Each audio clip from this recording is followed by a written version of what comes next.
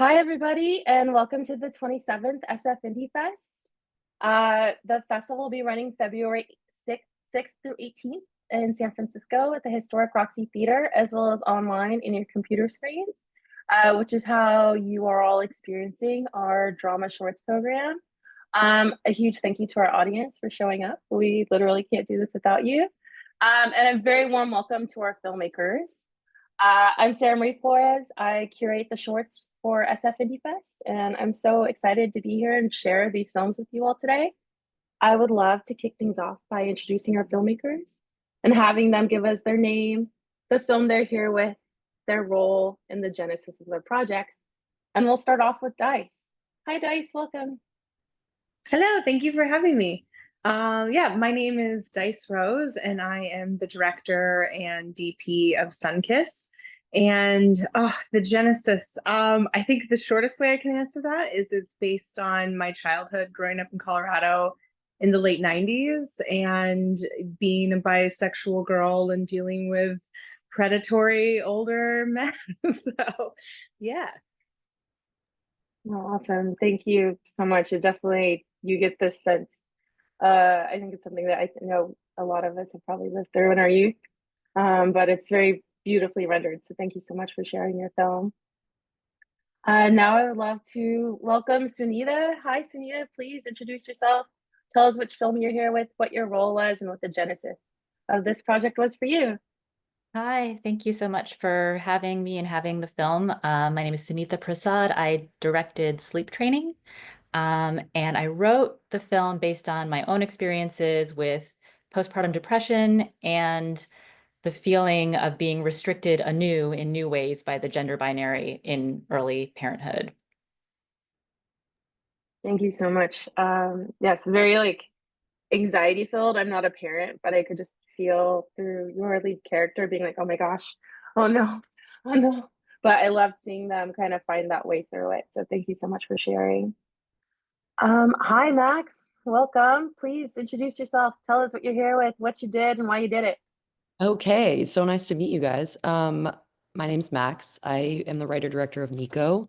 I think for me, I really wanted to talk about, I've had dysphoria my whole life, and I think I wanted to talk about those moments where there's a brief respite from that and how it often comes in the most unlikely of places.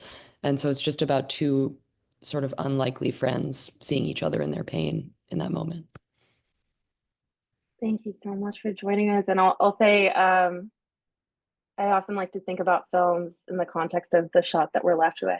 And Nico is just such a beautiful and like in many ways like restorative ending shot. So thank you so much for telling the story and bringing us on this journey. Thank you. Thank you so much. Now we'll jump over to Pablo. Hi, Pablo. Welcome. Thank you so much for joining us. Do the same thing. Who are you? Why are you here? What'd you do on it? And why'd you tell it? Hi everyone, thanks for having me. My name is Pablo Tapia Pla. I'm the director of The Sun Is in My Eyes.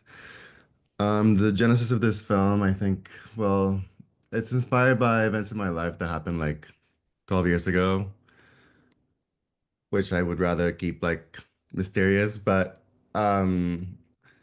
yeah, it's an idea that had its genesis about 10 years ago, and finally I felt like I really needed to get it out of my system and make this film.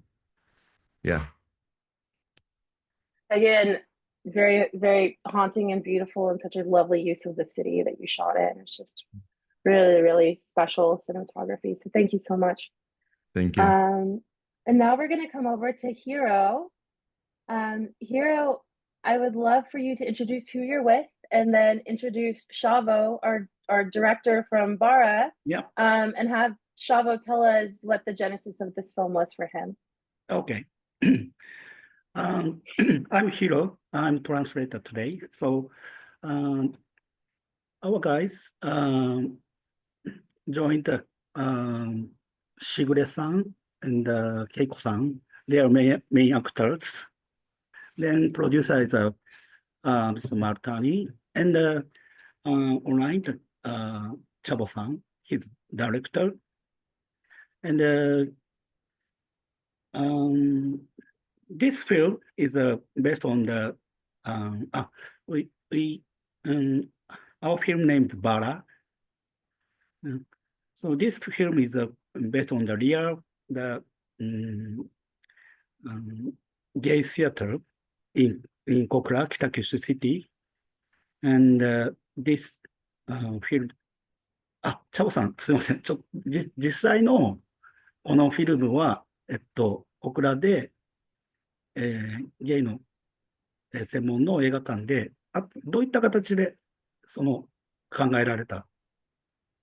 まず、役者が、先に決まって、そこから、彼らの、実際のリアルな、葛藤とか、普段の生活を聞いて、それから制作しました。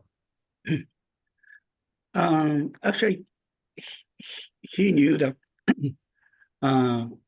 gay guys, then they told them, then they want to make a film, their real life. So that's why to produce this film.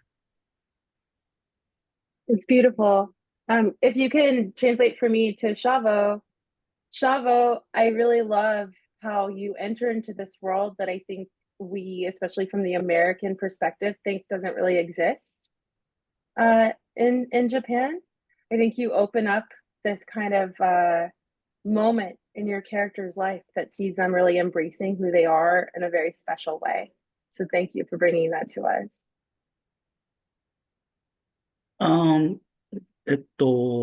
日本ではこういうふうにまあ、ゲイの人がこういうふうにコンフェス、告白するようなのっていうのは、なんだろうな。一般的なんでしょうかみたいな。いや、昔よりはだいぶ、一般的にはなりつつあるんですけど、やっぱり同性婚が、禁止されている、国なので、まだそこまで、一応同性婚が違法とされている国なので、まだそんなに、一般的っていうほどまでは言ってないっていう。In Japan, so it is not ordinary, not usual for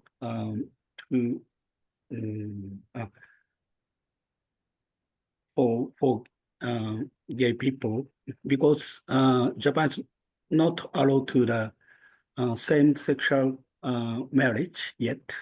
So it's difficult to understand or people for include our social life or the it's kind of gay societies in Japan. Thank you so much. We'll come back to you in a moment. Dice, I would love to jump back over to you and talk to you. First of all, just being able to shoot on film. Am I correct? Your film was shot on 16 millimeter. Yes. And I think that there's something about that makes it feel like you're inside of a sun-kissed memory in many ways. Can you talk about your choice to shoot on film and like themes of memory and kind of the like more surrealistic qualities of your story? Yeah, totally. I think for me it's twofold. Like one, it being something of a period piece was important, but more than that, I just think, it's cliche, but that film texture and just the life that it breathes is just unparalleled and unmatched. And 16 has this like great gritty quality, which I felt like matched the world of these kids living in these like discarded urban environments and without any adult supervision. And I also wanted something to like bring the like punk rock quality to the forefront. And I worked with an animator who did all the animations that you see in the film. They're all drawn by hand on real paper and scanned in. And I feel like it just continues to add to this like tactile texture. Well, it's beautifully rendered. It's really, really special. Thank you so much for sharing with us. Thank you. Sunita, I would really love to just talk about the performance of your lead. Like, can you please like elaborate on kind of how you got such this like strong performance? Because I really feel like we as the audience are there with her as she goes through this whole shift in mindset about parenthood, and it's really is so special to witness. Yeah, so the lead actor's name is Mira Rohit Kumbhani, and it was an extraordinary gift to work with her. We found her, through like online, basically. She was in a film of Fazia Mirza, who made The Queen of My Dreams. Yeah, she was in a short of hers, and I saw her, and then I looked at her reel, and this was like on the morning we were going to actually go out to somebody else. And I called Zachary Drecker, who is the executive producer of Sleep Training, and said, like, don't make that phone call. And then Mira and I met in LA, and within an hour, we were just kind of like sharing our, sort of deep dark experiences of early parenthood with each other. So she had some she hadn't gone through postpartum depression, but she was a parent. She is a parent. And so she had some experience that drew her to the script. And then when we worked together, like we did have, a pretty decent rehearsal process for a short film. We did a little bit of rehearsing online. I wrote some just sort of like prose backstory stuff for her that has nothing to do with what the events that unfold in the film, and we worked with that. And then we had rehearsal before we started filming in person with all the actors here. And she just did an extraordinary job of like locking in with me and letting me share things with her on set, sometimes that had nothing to do with the scene itself, but that evoked the feeling of what was happening. I was like telling her stories from childhood, while people were moving lights around us, and she could just sort of internalize that and bring it back on camera in this really extraordinary way. I will say she is trained as a clown, and she teaches clowning in LA, and I think that training shines through. Like it's a really special kind of training. It really does. Thank you so much. It's just such a treat. And like you really balance this kind of these mania moments with this comedy that I think really helps to Yeah, elevate that your was what story. was so interesting to me about her, is that she could clearly do both, right? Yeah, Yeah. it's really special. Thank you so much for joining us. Um, Yeah. Max, I would love to talk to you a little bit more about your film. I think that one of the things that struck me so much is your use of visual language. I feel like we go from a place that feels very claustrophobic until, like, I mentioned this final scene of something that just feels so open and healing. And I was wondering if you could talk about that from a filmmaker and cinematographical, words are good and I'm good at them, perspective, but also just from like your perspective as a filmmaker and accessing that kind of story. Yeah, I think I tend to write, especially in the shorter formats, almost no dialogue for these films. I love like almost completely visually telling a story, but that puts a lot of the onus on essentially just the cinematography to tell the story.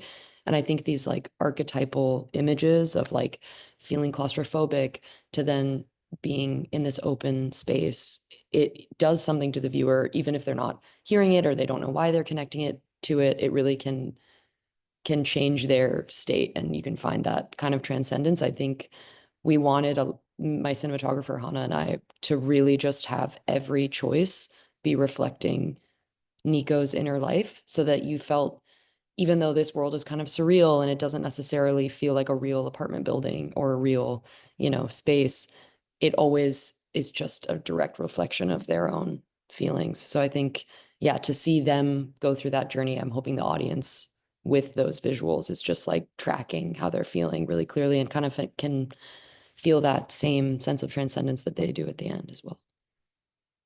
I love it. It's so special and it's so beautifully rendered. So thank you so much. Pablo, I would also like to talk to you about your use of the camera. I don't know if are you familiar with the term camera stilo, which is something that for some of us that went to film school, it's like hammered into us, but it's this French term of auteurship, right? Like almost you're using your camera as a pen. And your film, the imagery feels so incredibly poetic. So I was hoping you could kind of talk about your choices of how to kind of convey this like very ephemeral story that you've constructed. Yeah, so my film, I'm a very visual person, and my film, I think, came to me in waves of like images, and a lot of it I wanted the film to feel like a trance, like you're entering into a trance and you're kind of just hypnotized by these memories. Um, and so I guess that what drove the film for me were these images, and then like how do I um make this into a cohesive short film? Um, I don't know where I'm going with this, but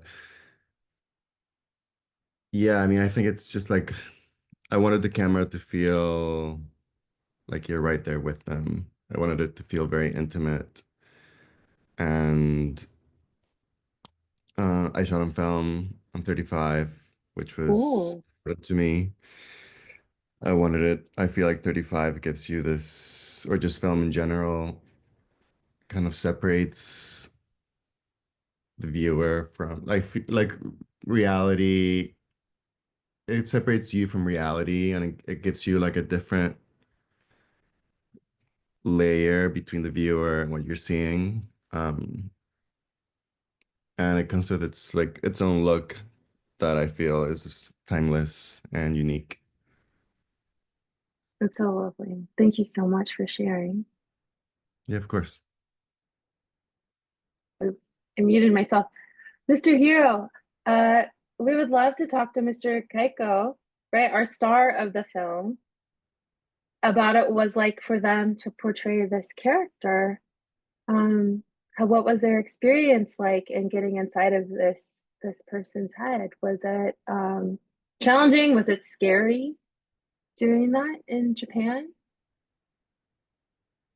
結構、you mean the-